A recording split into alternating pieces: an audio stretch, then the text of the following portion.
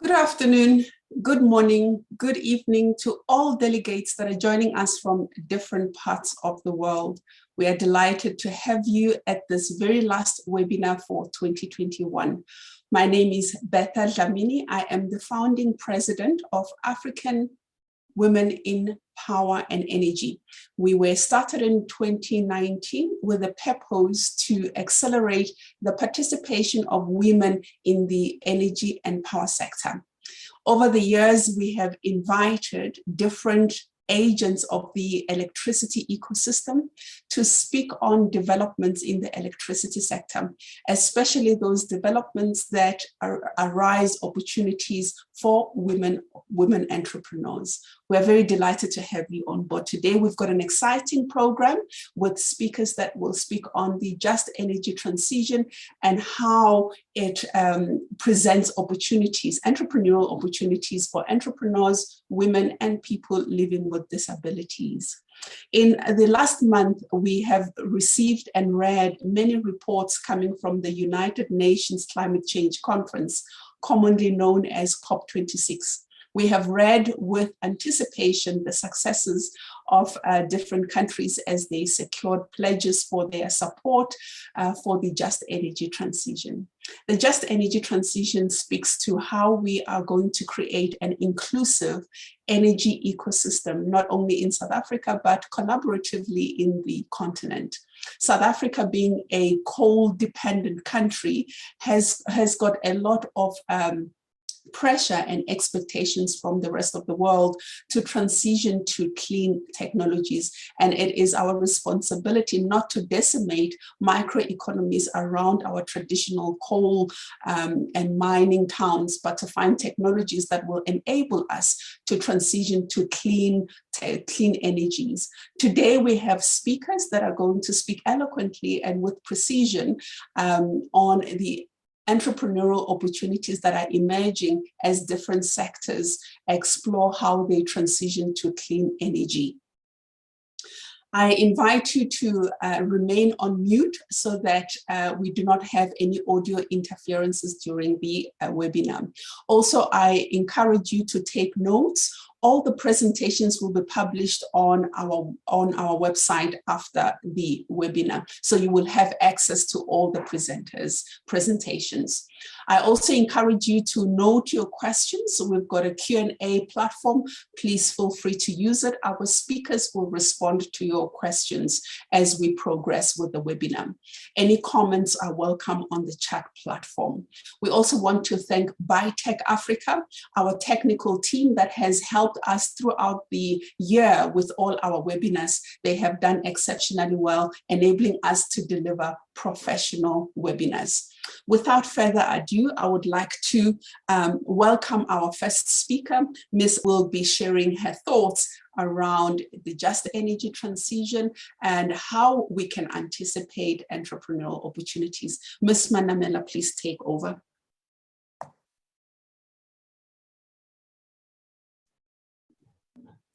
Thank you very much, Betha, and I'd like to also just say good morning, good evening, good afternoon to all the people that are joining us from all over Africa and the world.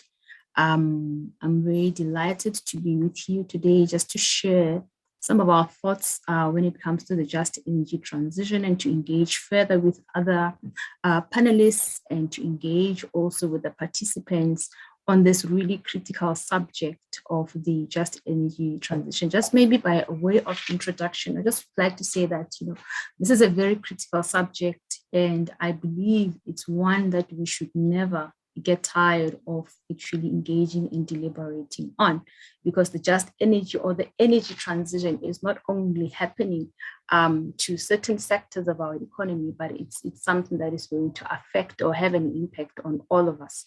So we should continue to engage on it. We should continue to share ideas around it so that at the end of the day, we can have a pathway that really takes us there to what we actually will call, at the end of the day, a just energy transition.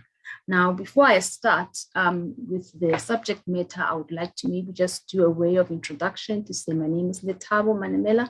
I am the interim CEO of the South African National Energy Development Institute, In short, we call it SANEDI. SANEDI is an entity of government.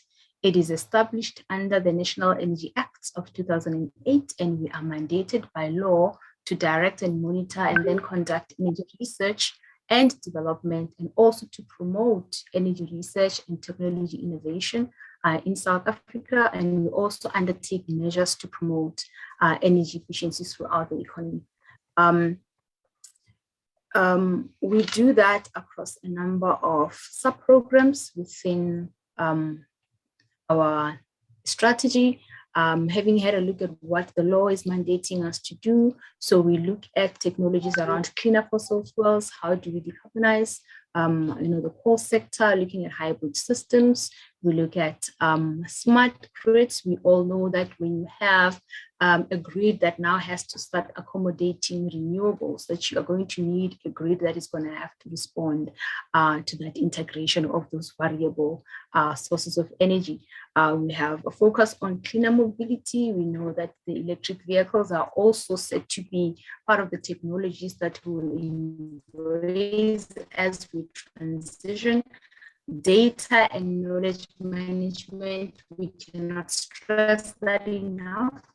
It's very important that when we make decisions, where people in business, that we are doing that, having made reference to reliable, accurate data, so that our decisions at the end of the day are fact-based. Renewable energies, we do a number of research, whether it's from a regulatory point of view, whether it's a pilot or a demonstration project on various energy sources, wind, solar, waste, you name it, we cover that as well. And then we also have a DSI Energy Secretariat that really supports researchers who are involved in the research space, who are looking into different energy technologies that we can actually use for the transition. And we also focus, like I said, on the energy efficiency. We all know that that is our first line of defense against climate change, and also in terms of trying to reach our CO2 emission goals. We really need to be resource efficient. So regardless of whether we are transitioning to a cleaner, more renewable energy grid, we still need to make sure that we are energy efficient. And just to also highlight that since the inception of our organization, we have had sustainability at the heart of our strategy, at the heart of our mandate in terms of what we do. Just to also clarify that we also don't touch on nuclear, because unfortunately that is not part of our mandate. So unfortunately I will not be speaking about nuclear or any developments around that.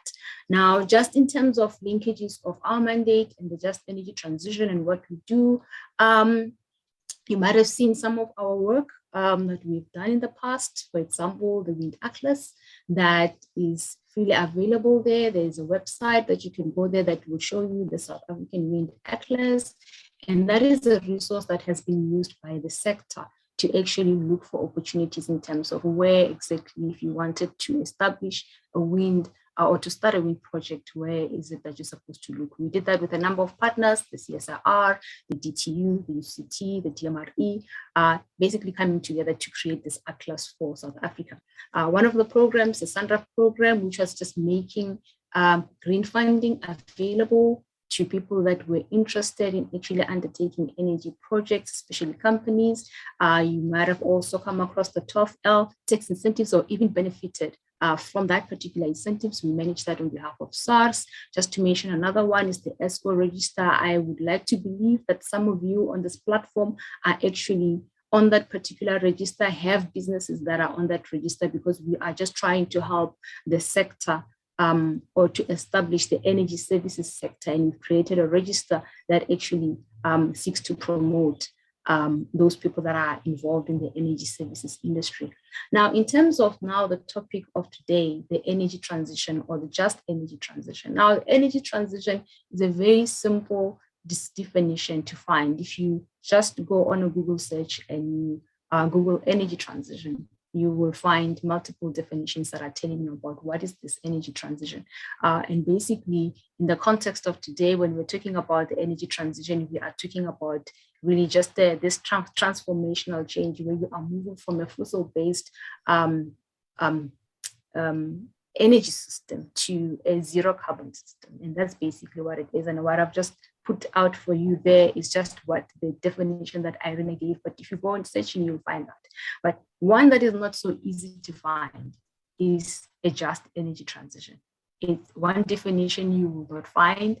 You might find some people who are explaining what they believe a just transition is, but it's not one that is very easy to find because of it's very dependent on the context. It's very dependent on a certain circumstances that you are really dealing with. So what is just, for example, in South Africa might not be just in another environment, because we have all different factors that we need to consider when we're talking about a just energy transition. For example, if we look at just in South Africa alone, we're looking at moving away from coal, so which will mean that certain industries will have to then stop operating. So now you're looking at job losses that are affecting that particular industry. You're looking at the impact that is going to have on livelihoods. I mean, there's numbers that are out there. We're looking at about more than 100 people just in the mining sector alone that are going to be affected. We have not factored into account those people that are working at coal-fired power station. We're not factoring into account the people that are involved in the logistics companies that are transporting the coal. We are not talking about that even in that number. So you can imagine how big that number actually is. We're talking about communities that have been established, that are based in those areas that are dependent on the existence of those industries. So what happens to those communities? What happens to our energy security? When we start integrating renewables and moving away from coal, we're talking about a scenario here where we have 80% of our energy coming from coal at the present moment. So now when you start migrating and moving away, can you do it in such a way that you still have that stability in terms of your grid, that your availability of your grid is also not negatively impacted? Now, we also have to look at the impact on our GDP. If there's a contribution that coal is making on our GDP, so we need to make sure that as we transition, we're able to replace that and even grow the economy. The impact that COVID has had, so it's very important and critical that we have these things at the back of our mind.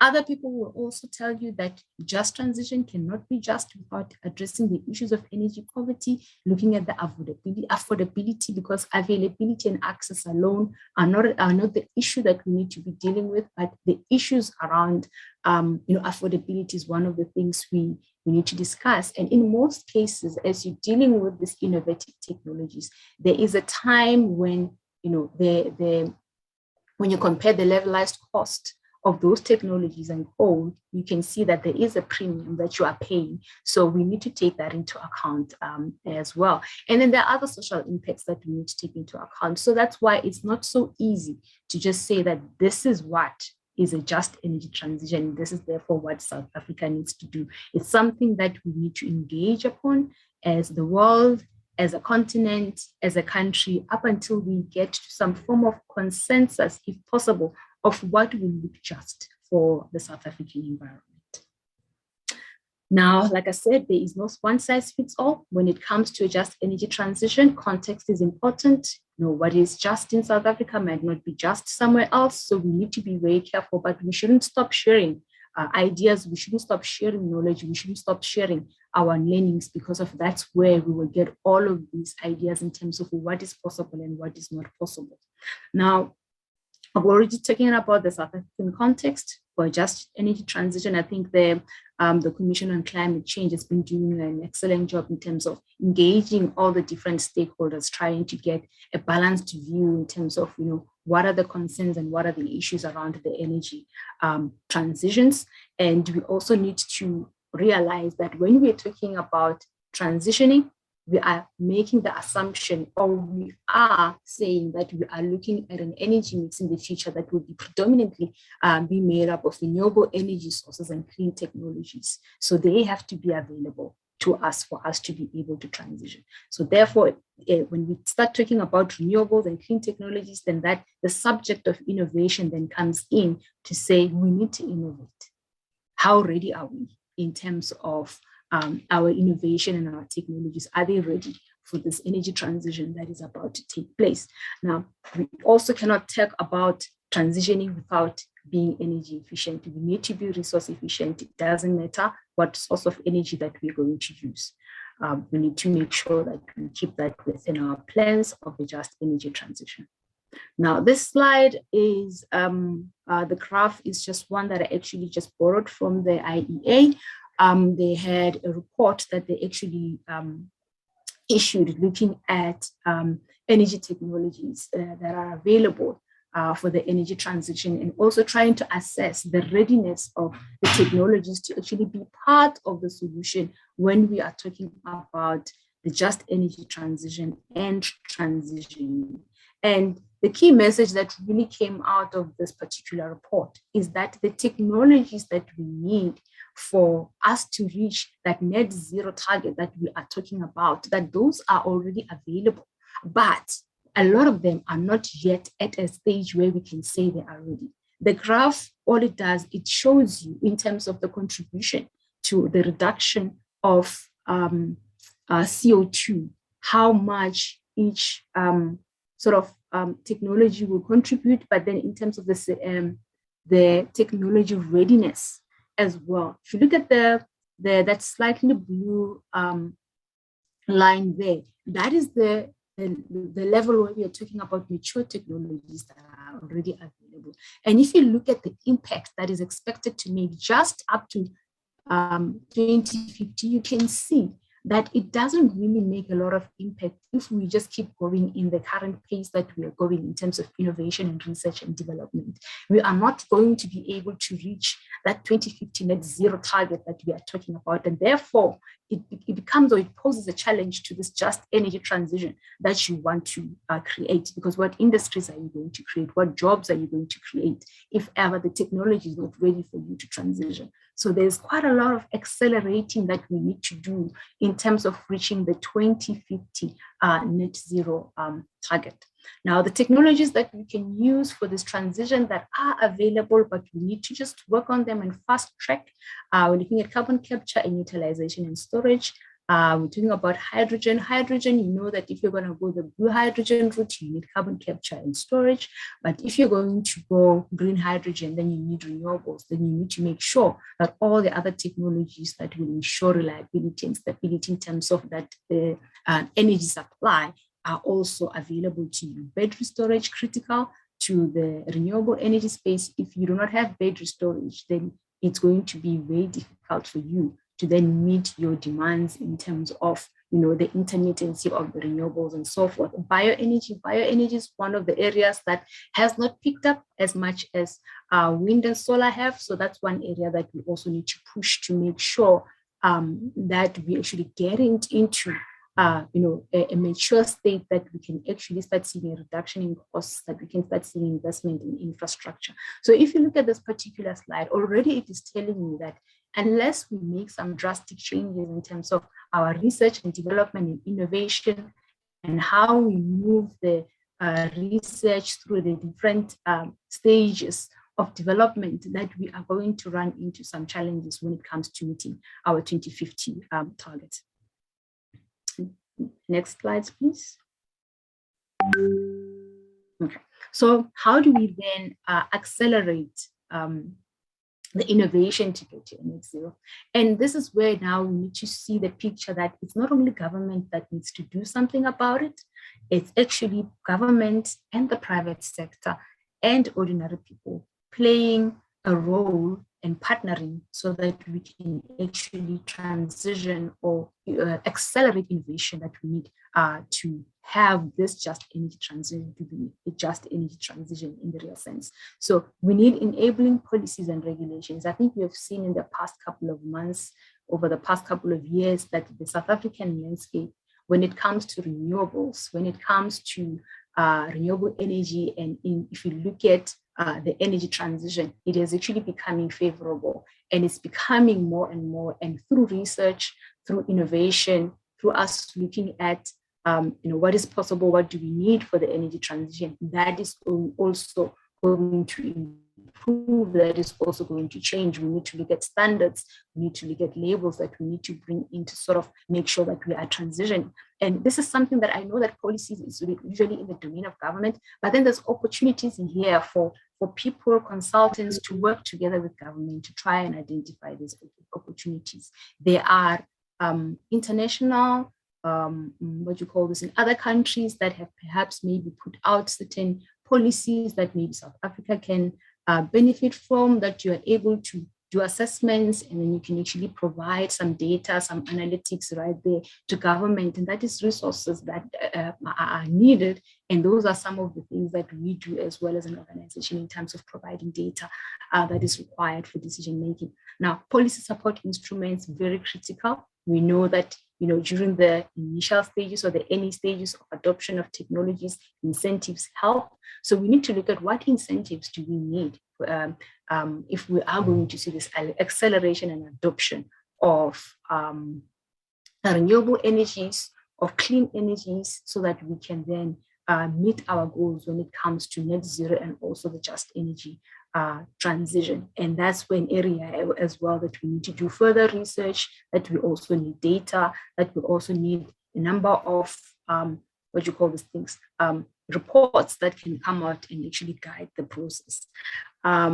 We need to invest in infrastructure. That is a given. If we are going to see an acceleration, or we are going to see more and more renewable technologies coming into the mainstream, we need to invest in infrastructure. And that is a very big opportunity at the moment, because of now the regulations have made it such that municipalities can procure directly from IPPs. And also you are having a scenario where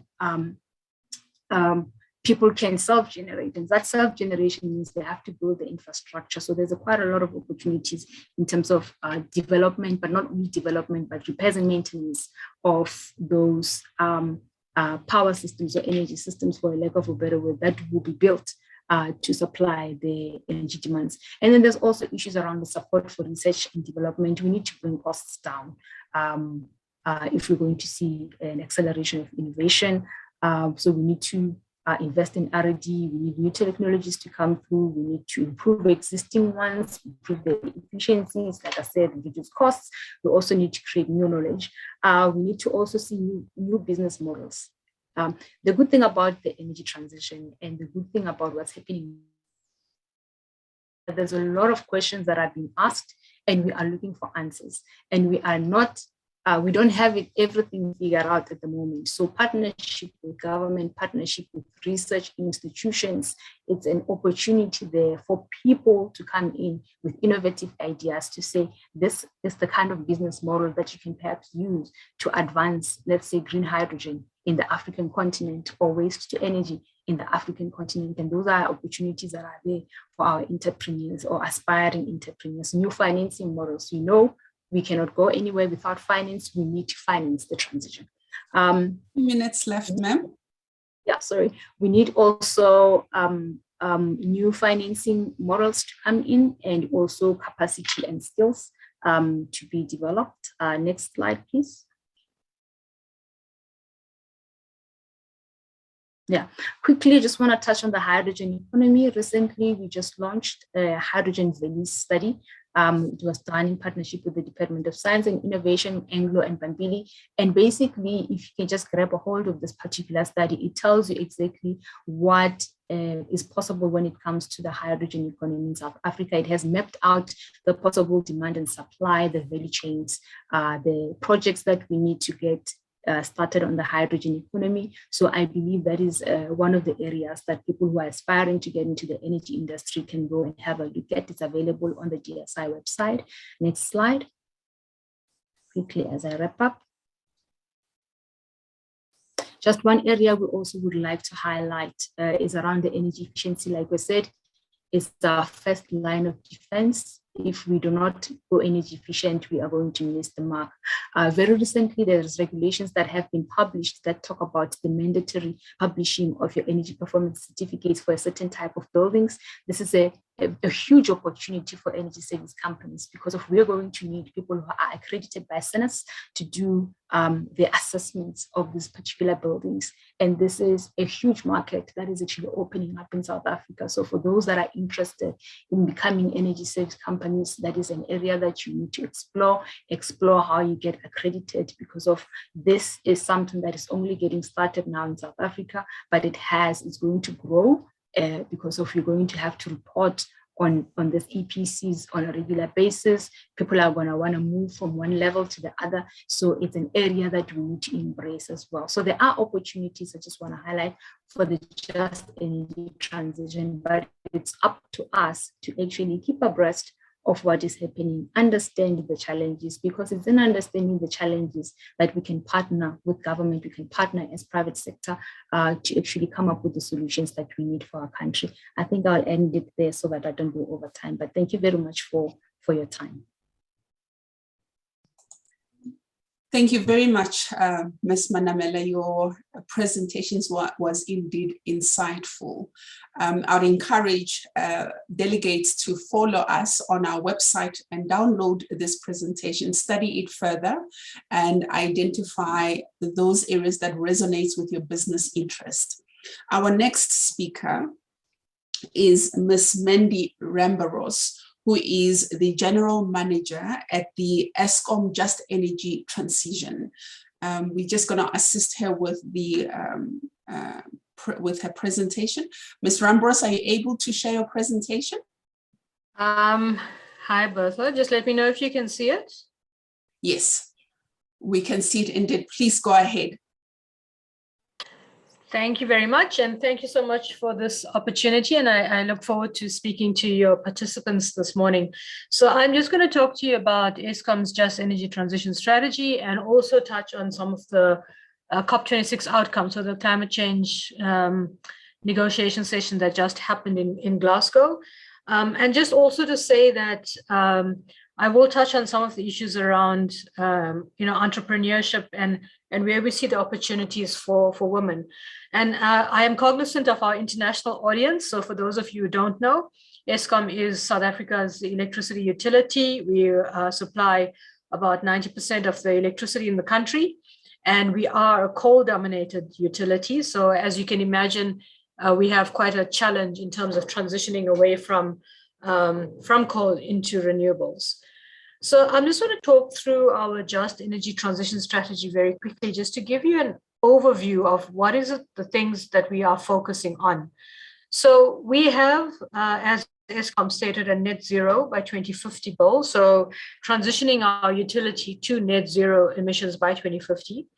But unlike many countries and companies, we don't put a full stop after the net zero. We actually talk about with an increase in sustainable jobs, particularly in our environment, particularly in South Africa, we have such a high unemployment rate. We absolutely do not want to exacerbate that. So we're very clear that as we transition ourselves away from coal towards renewables, we must do so by also creating jobs. So our overall thrust of our Just Energy Transition Strategy then is we want to make sure from a just perspective, we're doing better for people and the planet, growing localization and industrialization in our country in the areas where we're shutting down coal plants. From an energy perspective, ensuring we have cleaner, sustainable electricity provision. From a transition perspective, because Eskom is almost 100 years old, there's a particular way of having done business over the many years. But now we're looking at transformational change of those business models and things like attracting green financing. So having to do business in different ways than we've been used to. And then from an enabling perspective, collaboration across constituencies. So, as Letabo pointed out, the transition is quite a complex subject, and it is not something that you can solve on its own. So you absolutely need to have collaboration across all constituencies. So then just speak about the strategy in a nutshell. So this is our strategy on a page.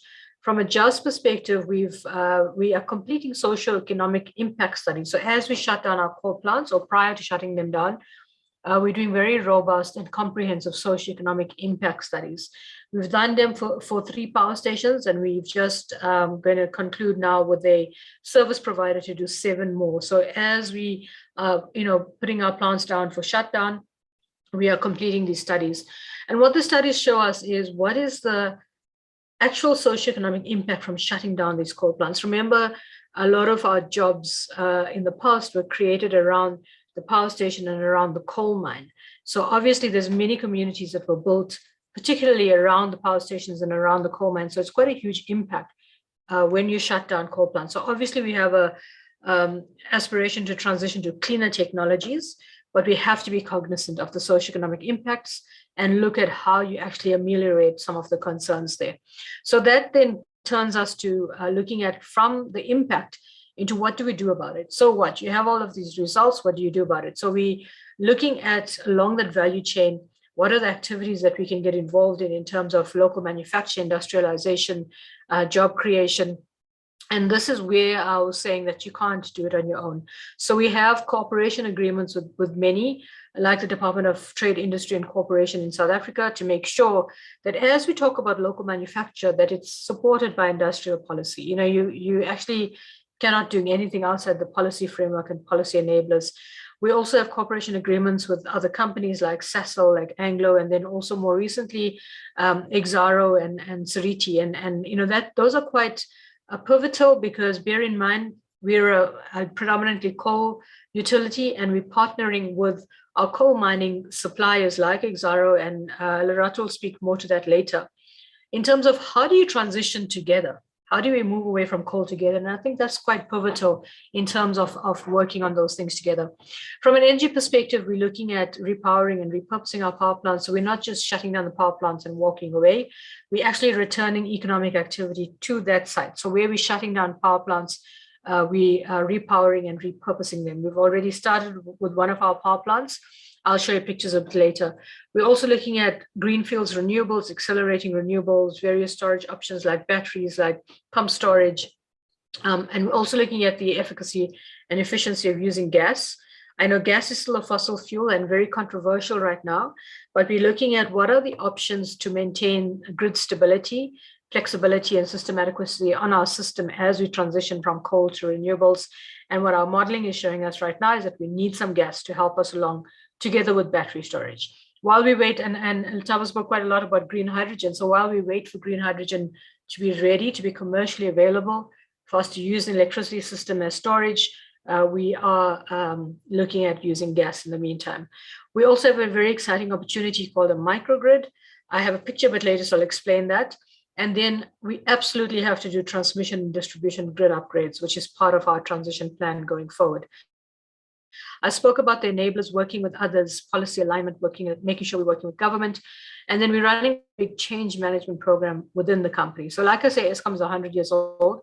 Not that we've been here for 100 years, but there are many that are, have been here for a number of years. So they're quite used to the way of doing business, quite used to the fact that we're dependent on coal, and transitioning is quite a change. So we're running quite an extensive change management program around that as well. And like I said, transition funding, financing opportunities, what are the partnership opportunities that we can have. So just to give you an overview of the value proposition in terms of why we are decarbonizing electricity first as a country. The electricity sector first and foremost contributes about 41% of the emissions in the country, the greenhouse gas emissions, and has a direct input to all of the other sectors in the country. So petrochemicals, mining, manufacturing, their scope 2 emissions are quite high due to electricity. So if we decarbonize electricity, it obviously has a positive benefit for the rest of the sectors in the country. Also, electricity is the cheapest sector to decarbonize globally. And you'd see, globally in Europe, in the US, that is where the first decarbonization was done. And if we are able to decarbonize the electricity sector, it has a significant input into the South Africa's commitment that was just made at COP, where the country committed to reducing emissions between 350 and 420 million tons by 2030. And if we decarbonize electricity, that has the biggest bang for your buck.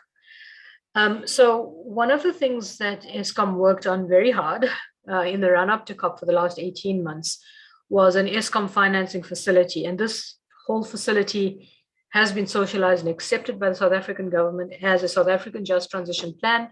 And you would have seen that this was signed as one of the biggest deals at COP26. So we put together this idea around a multi-tranche, multi-year facility to say that, as a company, as a country, we're very committed to the transition. We just can't afford to finance a huge transition away from coal to renewables by ourselves. So this idea that was tabled was a facility that would provide concessional financing to the JET projects in South Africa on a pay-for-performance bonus. And why was it important to table at COP was to attract global investment. And we were successful in doing this.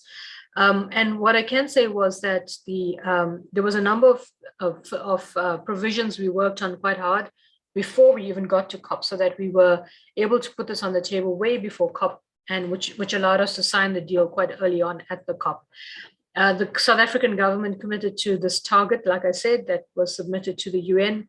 Eskom committed to a decarbonization plan, so we're shutting down 22 gigawatts of coal in the next 15 years, and also committing to building new renewables and committing to ensuring that the social and the just aspects are protected in that transition.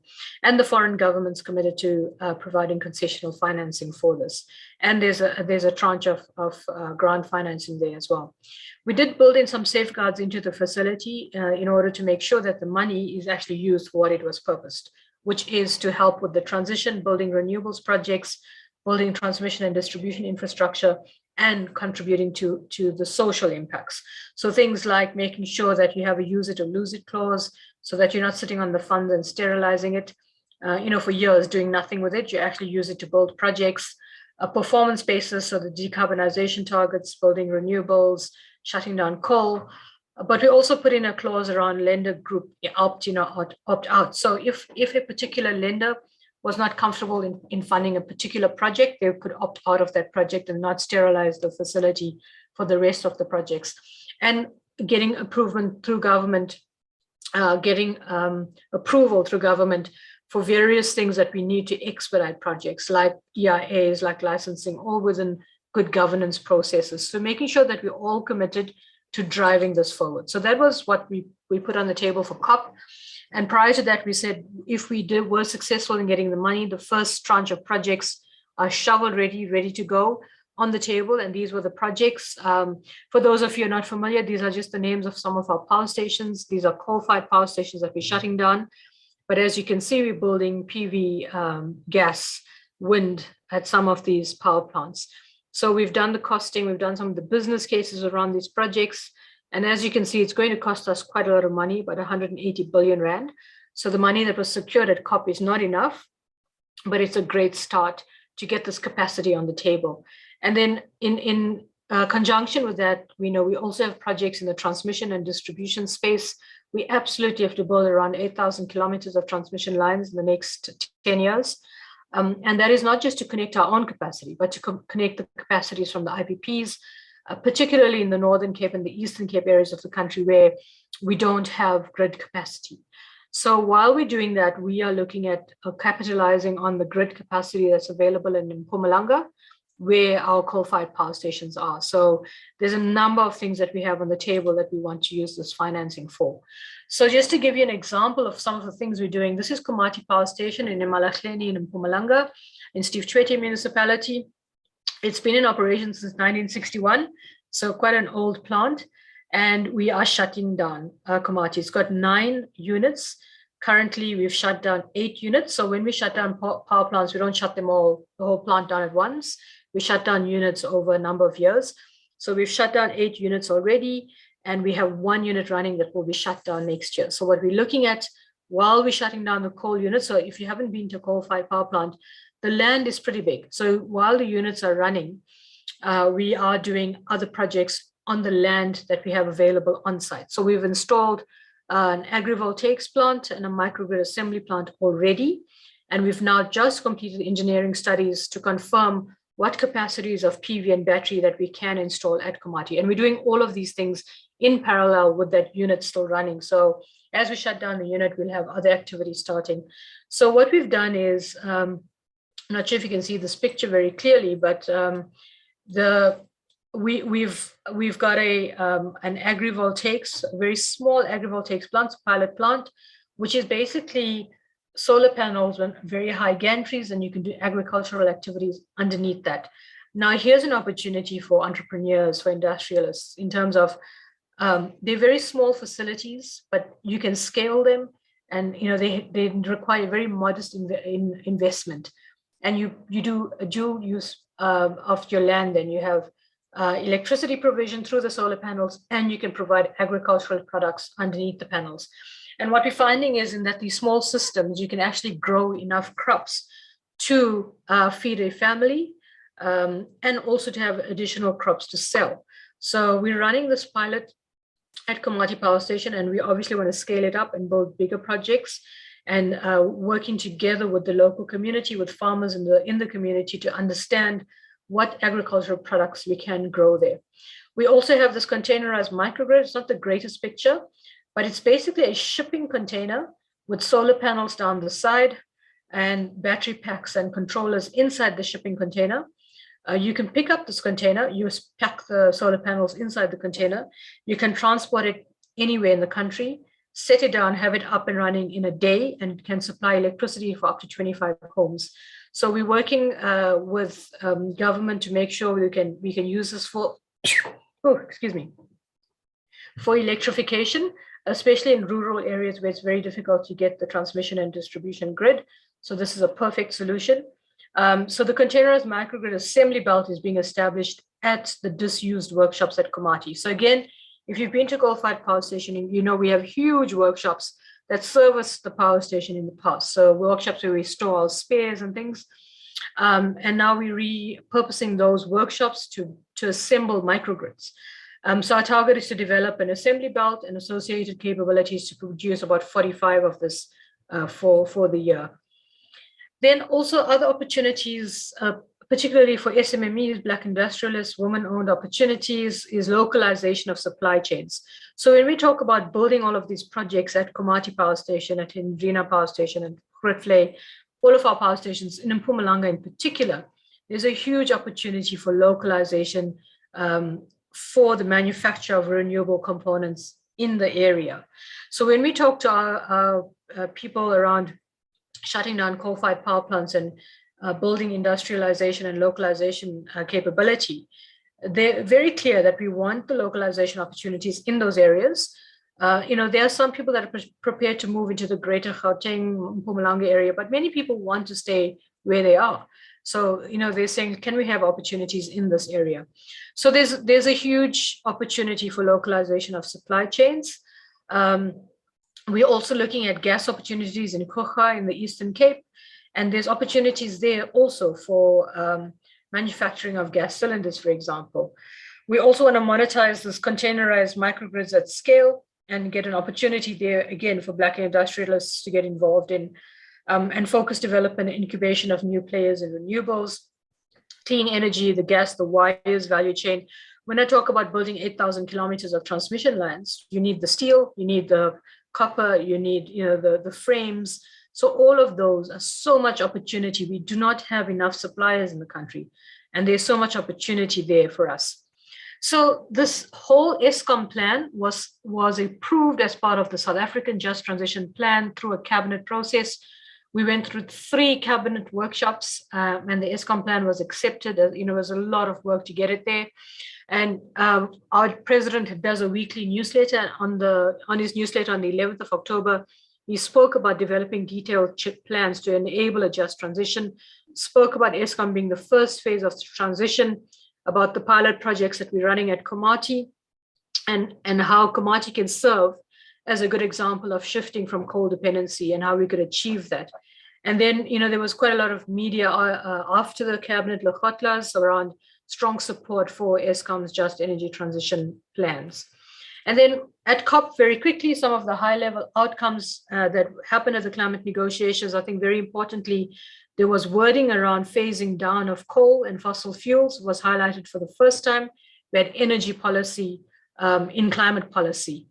But I think what was very important was reinvigoration of international collaboration for financing. So private sector mobilization of financing, very important, this $8.5 billion US Just Energy Transition Partnership for South Africa, which was backed by the Eskom plan, like I say. So there was this announcement made on the second day of COP, or the third day of COP, around this establishing a historic international partnership to support the just transition in South Africa. And, others saying that we could be a coal transition model. So I think very much a huge opportunity for South Africa. So what do these outcomes mean from COP? These new commitments around the phasing down of coal, South Africa's new carbon budgets, will be backed by policy. So we can expect more stringent climate policy in the country. We know that the electricity sector will be the first to decarbonize. The $8.5 billion deal was premised on this, that the electricity sector will decarbonize. It is a pledge. It is not money in the bank. So we have to do some of the technical work behind what that money means in terms of concessional versus grant, the law, the tenors, the payback, the interest rates, and things that has to work for us as a country. We're doing work, we're furthering the work that we've done from an Eskom perspective to have more details to submit to this plan and to do an investment plan for to access this $8.5 billion. And like I say, a key enabler is the just element, the socioeconomic commitments, how we repurpose power plants and create jobs in local communities is extremely important. No backsliding of NDCs means that we can expect more onerous carbon targets, carbon budgets, and this requirement to phase down coal will be something that will hit us as coal communities, and we have to make sure that we are prepared for that. We know that there's increasing carbon border tax adjustments, and that's something else. In order for us to remain competitive as a country, we absolutely need to take advantage of. So we can expect more reporting requirements. Another positive that came out of the COP was that the carbon market is now operational. So we need to take advantage of that and be prepared for it as a country. And then we know that the next COP is an African COP, will be in Egypt. And the issues around adapting to climate change, how we deal with that from a vulnerability perspective is extremely important. So I think preparation and planning for all of these is what we need to do, but very much within the context of a just transition for us. So Bertha, thank you very much. I will stop there and happy to take questions later. Thank you very, very much, Mandy, for your detailed and insightful presentation. I am confident that those that are attending have learned quite a lot, not only just understanding the Eskom strategy, but understanding the breadth and width of the just energy transition and the emerging entrepreneurial opportunities. Our next speaker is Ms. Nilsa Pamela. She is from EDM in Mozambique. EDM is one of the members of the Southern African Power Pool. AWEaP has had the privilege to work with the Southern African Power Pool for a number of years, and they are one of our institutional endorsers. Ms. Pelembe, please take over. Happy to have you all here. As Bertha saying, thank you, Bertha. I am Nilsa Pelembe. I am the System Operations Director or the National Transmission Grid Manager, and as the name says, I am responsible for the entire national grid in terms of operation and in terms of ensuring the stability, reliability, and also security of supply. In terms of ADM, which is my company or the National Electricity Company, we are a vertically integrated company. We do from production to transmission, distribution, and also the commercialization of electricity. I'm going to talk a bit about variable renewable energy sources and the potential that we have in terms of VRES in Mozambique. I'm going to touch a bit about the Southern Africa Power Pool has mentioned, and also the challenges that we have integrating the variable renewable energy sources, the impact and solutions that we can bring to the sub-utilities, and also some opportunities that we can have from these initiatives. Well, just a bit of definition, and as the name says, the variable energy sources, it's also renewable energy, but different from other renewable energies like hydro power plants, that you can have a fixed production depending on the installation capacity of the power plant, or even in terms of what you have scheduled to do in terms of production. When it comes to solar and wind, and due to their flooding nature, you have this variability of the production, and that's why the name arises. Nevertheless, it is a clean energy, and it is a source that is playing a very big role when it comes to the energy diversity. And people in Africa and around the world are having a lot of initiatives of the installation and projects of the renewable energy sources. And in fact, because of their nature and flattening nature, it is very common to have challenges in terms of stability of the grid when it comes to the integrations of these initiatives. It is an opportunity for countries and utilities to share information regarding the positive and negative impacts of these initiatives, so that countries and utilities can benefit from the installation of these projects. Next slide, please. We'll touch a bit regarding the potential in Mozambique. If you go next slide for me too. As you can see here, this is the statistics in terms of renewable potential identified in Mozambique. The graph shows that Mozambique has a huge amount in terms of potential of renewable energy. And if you go deeper into the graph, the yellow line, it shows that most of the amount of renewable potential in Mozambique is solar, which is almost all the amount of the different types of renewable energy. Mozambique has committed to have universal access to energy to all Mozambicans up to the year 2030. And the government and also the company, it's counting on the installation of renewable energy to achieve that goal. It is unfortunately that we still very far from what we intend to get in terms of renewable energy into the grid. We have up to the moment 30 megawatts solar installed into the national grid. Next. I'm also bringing something about SAP, which is the Southern Africa Power Pool. SAP was established in 1995. 12 countries are members of SAP, as you can see in the map. Unfortunately, 3 of them are still to be interconnected, which is Tanzania, Angola, and also Malawi. But one of the objectives of SAP is to increase access to electricity. Unfortunately, some of the countries are in shortage of electricity and even doing load shedding during specific hours because of lack of electricity that we still have into the region. And Zimbabwe is one of the examples of this.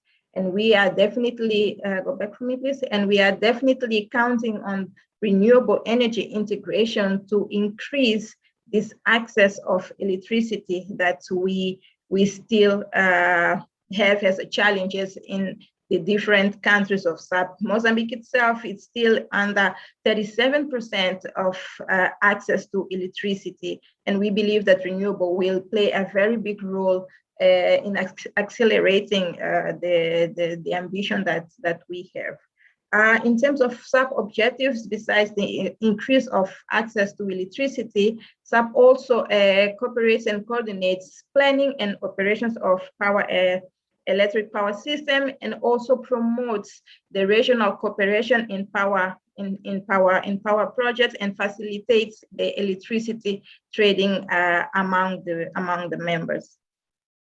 Next slide, please. In terms of SAP vision, it is to give the end user a choice of electricity supplies because of the different electricity as initiatives that we will have in the network. Ensure that the Southern Africa region is the region of choice for investments by energy-intensive users, and also facilitate the development of a competitive electricity market in the Southern Africa region. Next.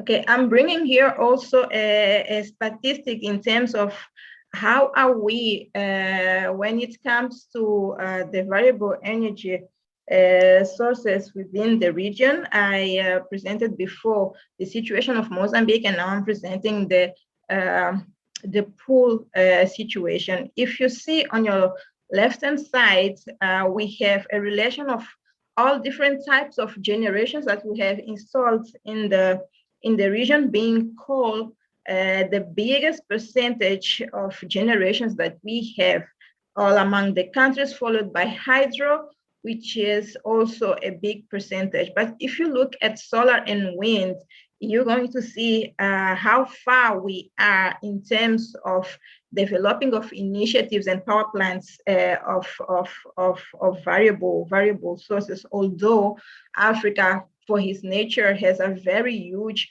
potential of solar and wind. We are talking about almost 3% in solar and 4%, a bit more than 4% in wind. It is, in fact, that there are many projects that are coming so that we jump from this situation to a better one. And if you look to your to the graph on the right-hand side, you're going to see that up to the year 2022, there are some initiatives that will happen that will change the actual scenario that we are living. You can see that we have now 7% appointed for solar and 10% appointed to wind up to the year 2022. This is clearly shows that there are projects and different initiatives that are happening within the region, so that there are more projects being commissioned for the variable renewable energy sources. Next. Well, I'm going to touch a bit on the challenges that we have in integrating the variable renewable energy sources. As I mentioned before, the variability due to the intermittence of these sources is the most and major challenges that utilities face when it comes to the integration of this kind of renewable energy into the grid. And that is due to the fact that you cannot predict exactly how much sun or wind you're going to have. You will fall from one number to the other in terms of production due to clouds or any other related nature activity that can happen, that will then bring this intermittency to the grid. And the intermittency brings with it issues related to quality of supply, and also impacts the stability of the grid, which is one of the most scarce things that the system operators have when it comes to deal and control the variable renewable energy systems into the grid.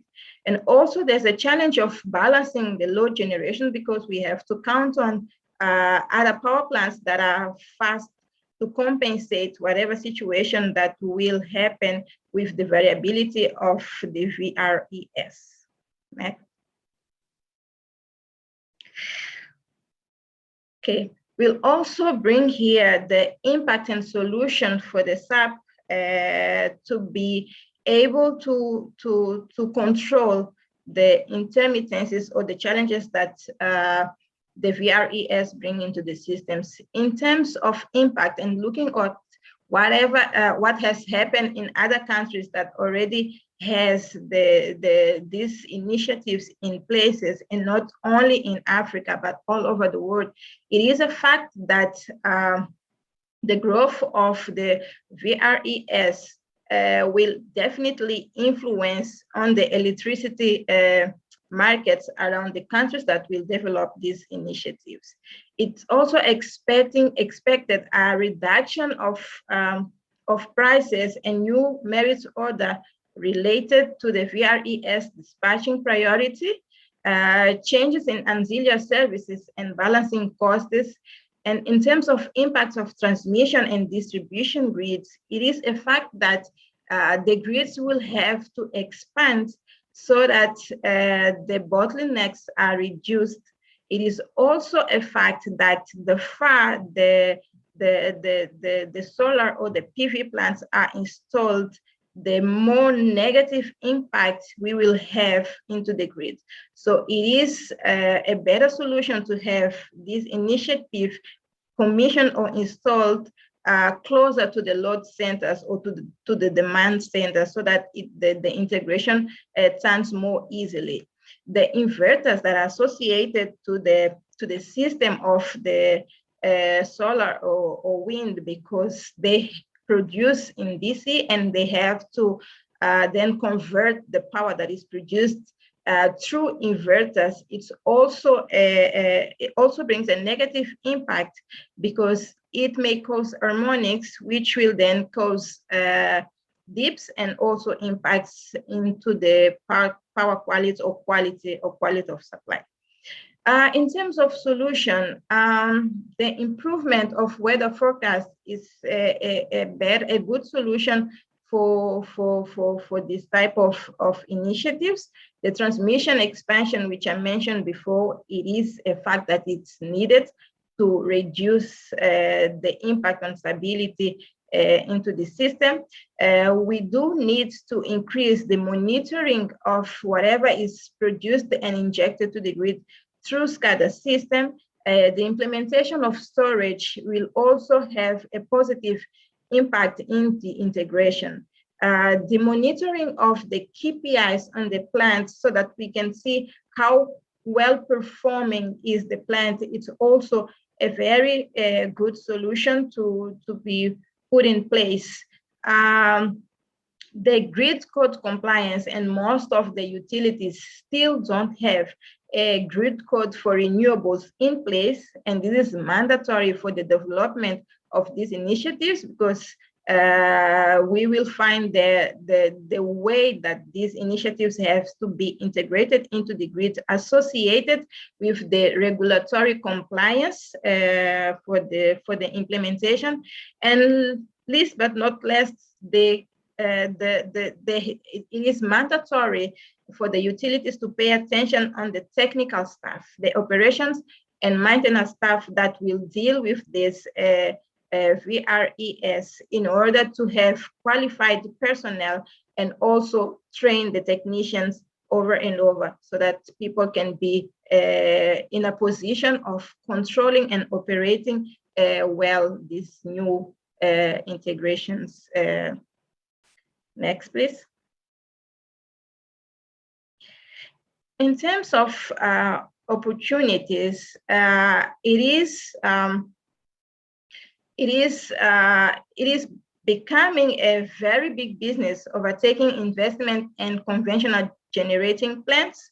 The solar and PV sources are very good way of having clean energy, and also creates jobs, and it's also a very good opportunity for locals or nationals to play a role in the energy sector, because we're not talking only about bigger power plants, we're also talking about microgrids that will facilitate the access to electricity far from the big cities. And also it's an opportunity for the government to ensure rules and initiatives that will facilitate the implementation of these projects by locals.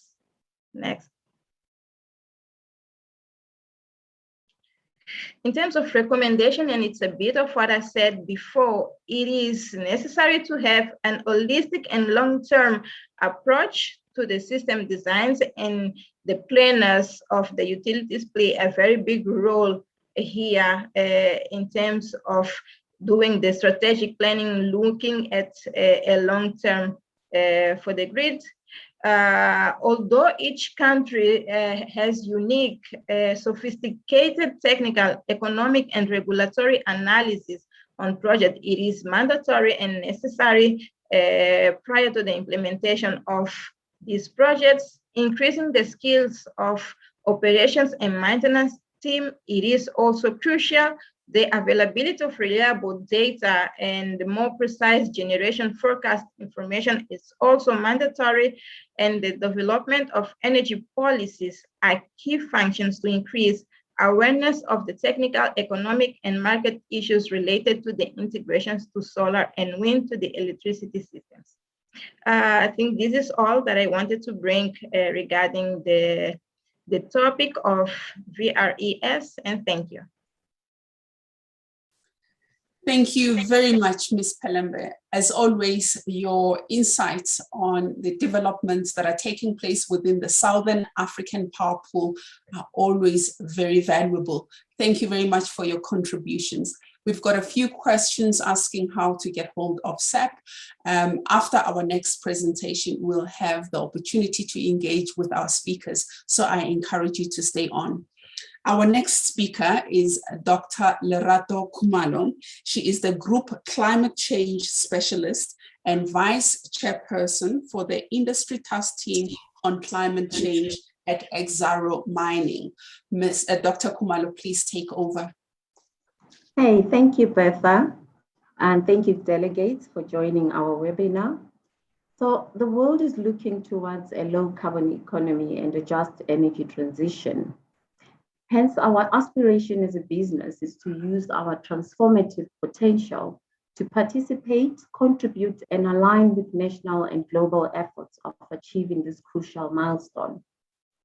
We are planning this journey in such a way that minimizes risks and maximizes opportunities presented by the low-carbon transition. However, the just energy transition isn't just about producing renewable energy.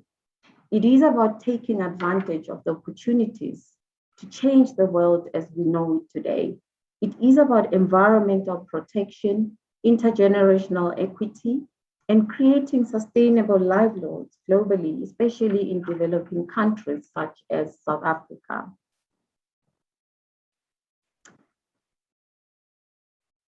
Thank you.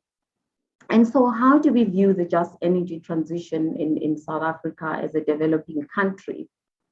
We know that we've got a number of socioeconomic challenges, such as inequality, unemployment, and poverty, which have been exacerbated by the converging impacts of COVID-19 and climate change. And so we're dealing with more than just a transition, but a transformative just energy transition, which is imperative for the country. South Africa needs a just transition that considers several important sectors of the economy that could potentially be negatively impacted by this transition, including mining and energy. The protection of vulnerable workers and communities also needs to be at the core of the just transition initiatives and objectives, and must be based on an inclusive approach to ensure job creation, reskilling and upskilling of workers, and at the same time ensuring sustainable livelihoods for communities. Environmental protection, as I've mentioned earlier on, is also the core of this just energy transition. However, all these efforts would require adequate resources to enable a transformative just energy transition. Next slide, please. Okay. And so as a business, I think it's actually a privilege for us to be part of these discussions, because Exxaro is more than a mining company. We are guided by a purpose of powering better lives in Africa and beyond.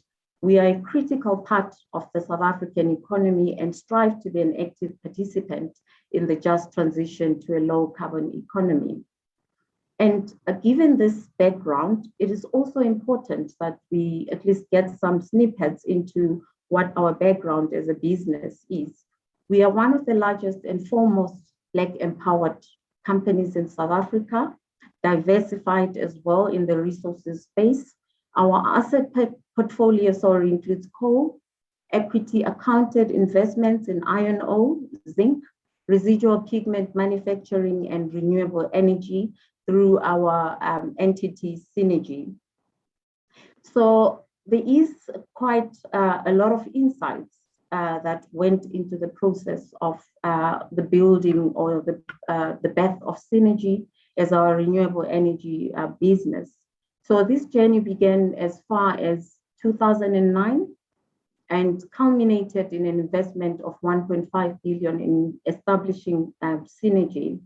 And so as we speak today, Exxaro 100% owns Synergy and has 11 wind and solar assets totaling 231 megawatts and a target to further add 3 to 6 gigawatts by 2030.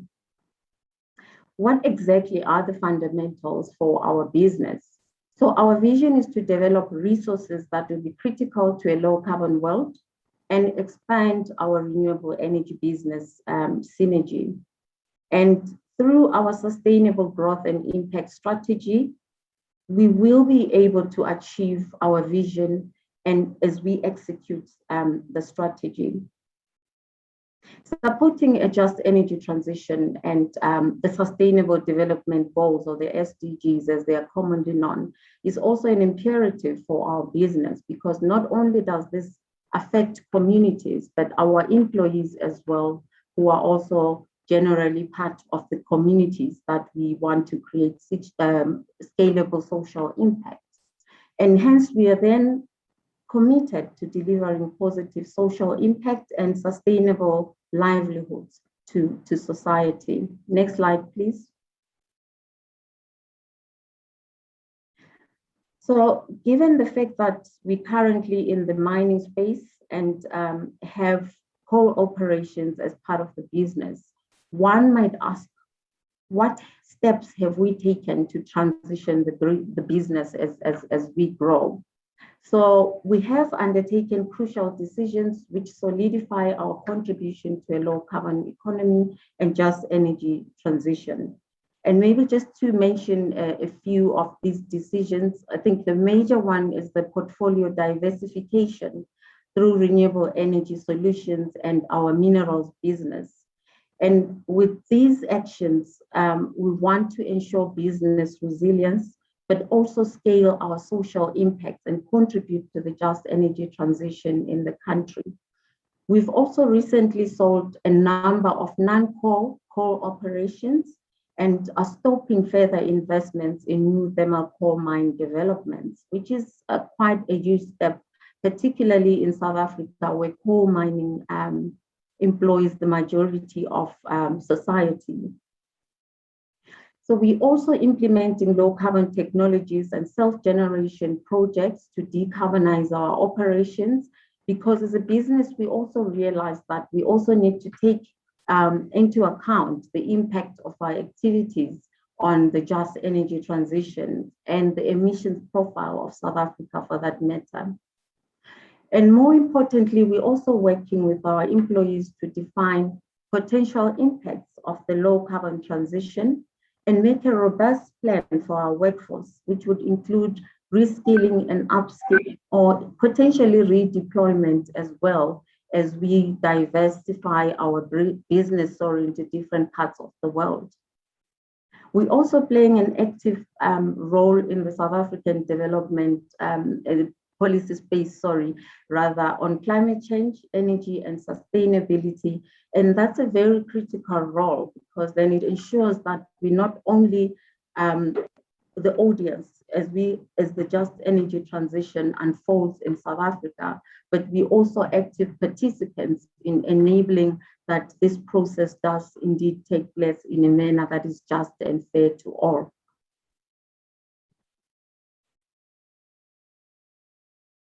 And then in terms of our just energy transition approach through our renewable energy business Synergy, our objective is to create impact. And we also want to provide societal and environmental benefits which are associated with renewables. And the plan is simple.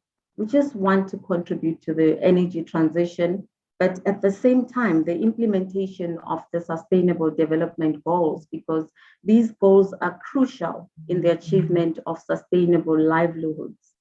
We also want to leverage existing social impact projects, which already have quite a number of considerable multiplier effects that we can actually leverage on or a piggyback on. And the measurement of our social and environmental impacts due to our projects is also going to be key, because at the end of the day, you want measured data to inform your decisions and approaches to the sustainable livelihoods impact that we're all targeting as businesses.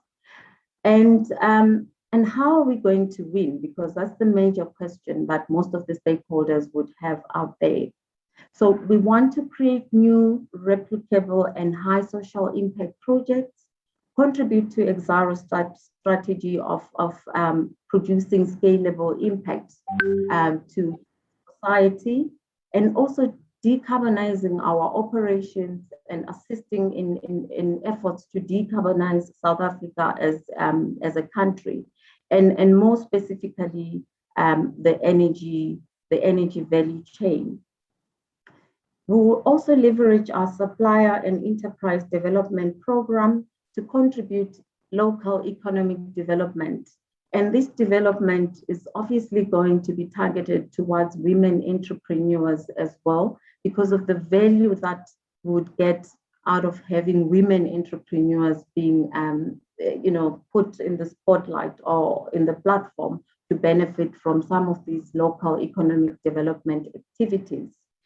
And key to any transition process, there will be a number of stakeholders that we want to partner and collaborate with. And Mandy just mentioned previously in her discussion that Exxaro has collaborated with Eskom and Seriti Resources and signed a memorandum of understanding to that effect.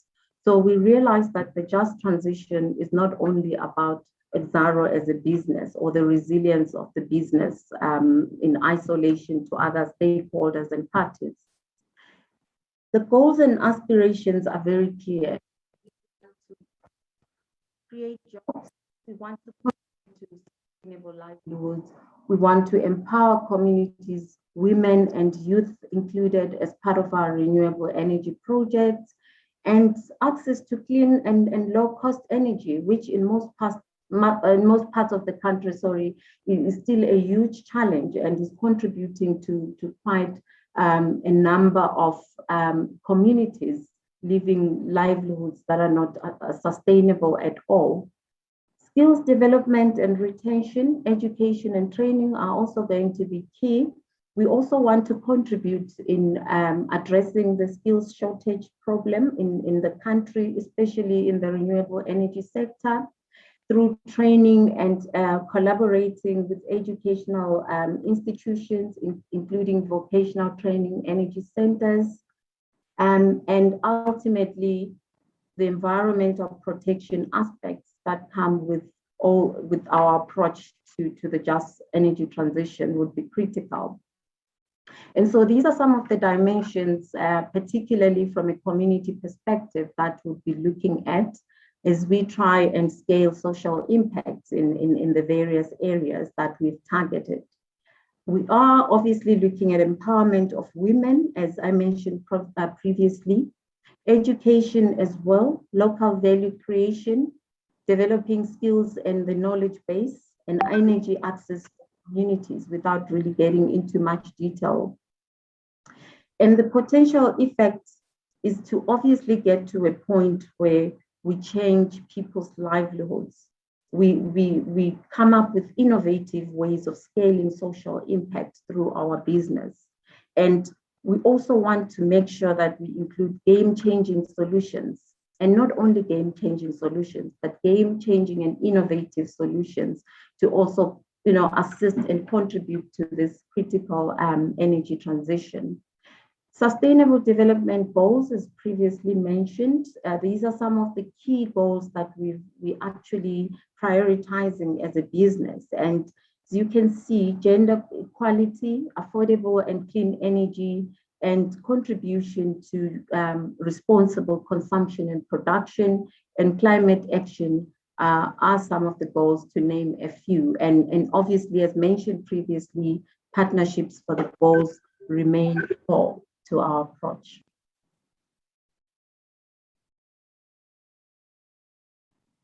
And then maybe just to give you some insight in terms of some of the renewable energy projects which we've implemented through our synergy business. So there is a combination of utility wind farms and solar PV distributed generation projects, including post-mining or post-closure investment projects to ensure sustainable livelihoods after the closure of some of our operations, particularly in remote and rural parts of the country. And so we have the Tsitsikamma and Amakhala Emoyeni wind farms, which are located in the Eastern Cape with a generation capacity of 229 megawatts, which is currently being fed into the national grid. And we also have distributed generation in the form of microgrids and other low-cost technologies that can actually assist communities and society in general. Next slide, please. And then one of the important objectives that we want to achieve in terms of our synergy business is to empower women, and we want to reduce energy poverty through clean energy driven economic opportunities. And obviously this is going to take a lot of partnerships and collaboration for us to realize this objective. And scaling up efforts for the provision of jobs, advancement of clean energy driven economic opportunities for women in the sector is going to be very critical. And not only that, but also market-based and women-centered programs through the bringing of off-grid solar and clean cooking technologies, which is a solution that we desperately need in the country, given that quite a huge section of our population is still consuming the so-called unclean fuels or dirty fuels. And these also have health implications. And so by providing these solutions to society, to communities and women especially, not only are we solving the problem from an energy poverty perspective, but there's also health impacts that are associated with the use of clean energy solutions in most of these communities. And our approach would also include innovative human-centered design principles to empower women, particularly as clean energy entrepreneurs. I mentioned that we obviously have to partner and work with other stakeholders in the space. And these are some of the stakeholders that we've identified as part of our partners as we journey through this transition. Obviously, communities, government, particularly the Presidential Climate Commission, which is doing quite a lot of work coordinating South Africa's climate response road or avenue, if you might call it. And then from a business perspective, as I mentioned earlier on, it's critical that as businesses, we also scale up impacts through collaboration and partnerships as we've done with Eskom and Siriti. Research and educational institutions also would play a key role as our stakeholders, particularly in generating new knowledge and innovative solutions to some of the challenges that are currently being experienced in the energy space. And the renewable energy sector as well, quite a number of institutions and entities that we can potentially work with and partner with for more impact or scalable impact. Next slide, please. And so as a business, We want to continue collaborating and partnering with government and other business, labor and civil society stakeholders, because of the realization that for us to achieve the just energy transition, or at least in South Africa, those partnerships and collaborations would become very, very critical in catalyzing our objectives. We also want to strive and continue building a business that withstands the impact of climate change and associated challenges, while simultaneously increasing the resilience of communities and the natural environments where we operate. And then from a COP26 perspective, I was privileged to attend the conference. And from a renewable energy perspective, it's quite clear that this transition is irreversible. And for us to get to the objectives of the UN Sustainable Development Goals, renewable energy is going to play a very pivotal role. And this was backed by quite a number of financial institutions and investors who've actually pledged to finance renewable energy projects, to name the Global Energy Alliance for People and Planet, and 500 global financial services firms, which have agreed to provide or pledged $130 trillion to back low carbon technologies in the energy space. And this is going to change livelihoods. This is also going to contribute to sustainability efforts in South Africa and globally. However, the key question is, how do we go about unlocking opportunities and the green finance opportunities that have been presented to us in the renewable energy space? And so with that, ladies and gentlemen, thank you for your attention. I'll be happy to take any questions in the chat. Thanks, Betha. Thank you very much, Dr. Khumalo. Indeed, a very insightful presentation, and also an enlightening presentation on Exxaro and its just energy transition projects, but also your initiatives to empower women in different communities. Ladies and gentlemen, we are now in our Q&A section, and I would advise you to just unmute, ask your question, or to type your question in the question and answer section, and I will read it out. One of the questions that is currently being answered had to do with hydrogen. And the question has been answered by Ms. Manamela, so that question is out. Wanted to find out, Dr. Khumalo, if entrepreneurs wanted to register with Exxaro as service providers, how would they go about it?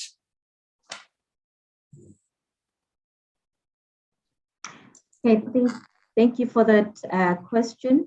So they would have to register through our supply chain department in Exxaro. They will be able to provide further details and requirements and criteria that needs to be met to assist potential suppliers. Fantastic, thank you so much. Ms. Manamela, if you presented that SANEDI has an EXCO register, may you just share a little bit with delegates how they can either register or become a member of your register and how that process works?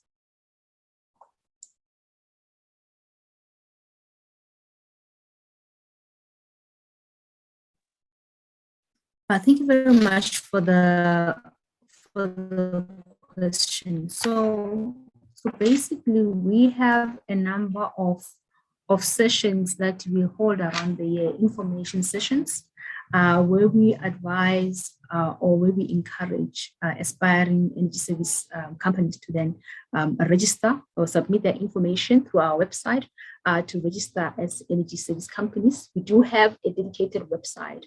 If you go onto our SANEDI website, there is a link. You just have to click on the EXCO program. There is a link there that will take you to a page that deals with EXCOs. You'll be able to see all the EXCOs that are registered, that are on the register. They will be classified under different tiers, and you'll also get additional information information, additional instructions that you need to follow in terms of submitting your own application or request to be part of the ESCO register. There is a process that once we have received your information, that the application, not the application, but that your request will have to follow, because of then there's a classification that we have to do in terms of grouping the different ESCOs into different tiers. So I would just advise everyone to go onto our website and you will see the different programs that we have. Just click on the ESCO one and it will take you directly to the ESCO website, and then you receive all the information that you need there.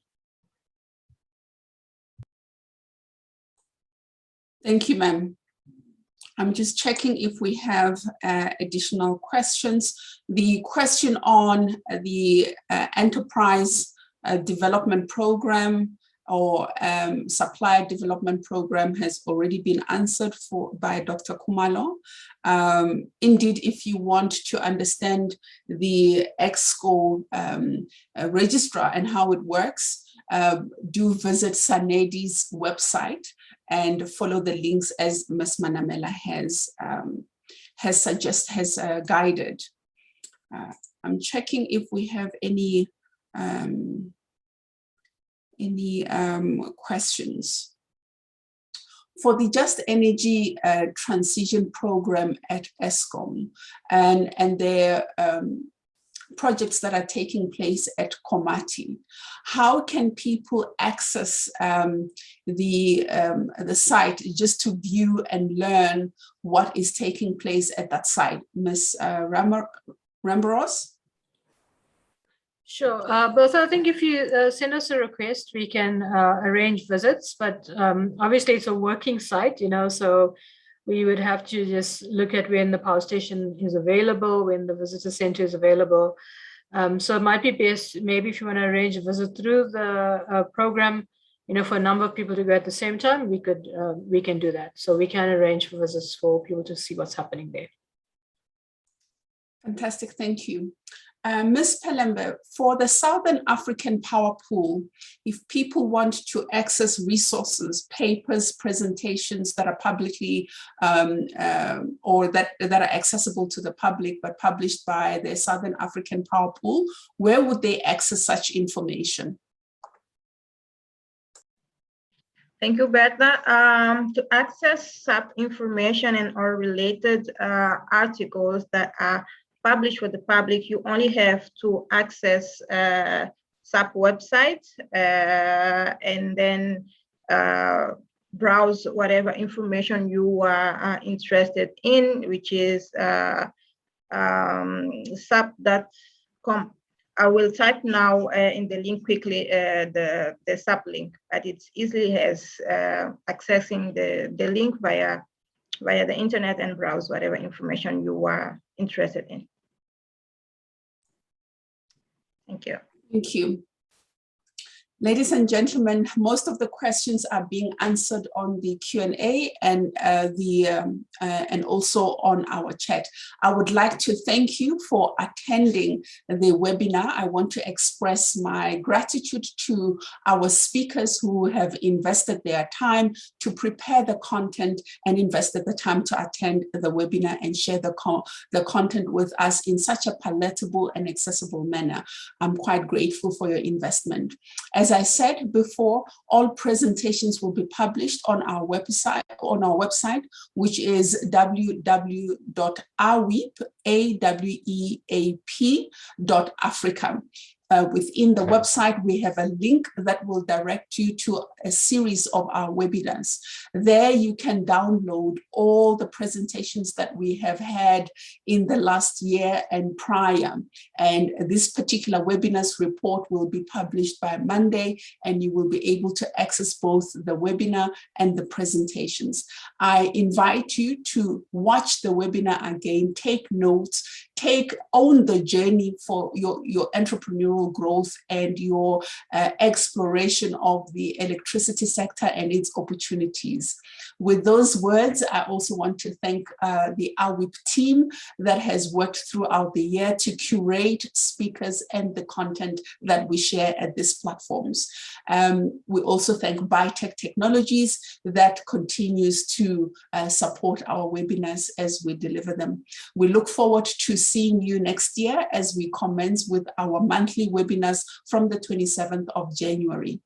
I invite you to enjoy the rest of your afternoon, evening, or morning from wherever you have joined. Thank you very much.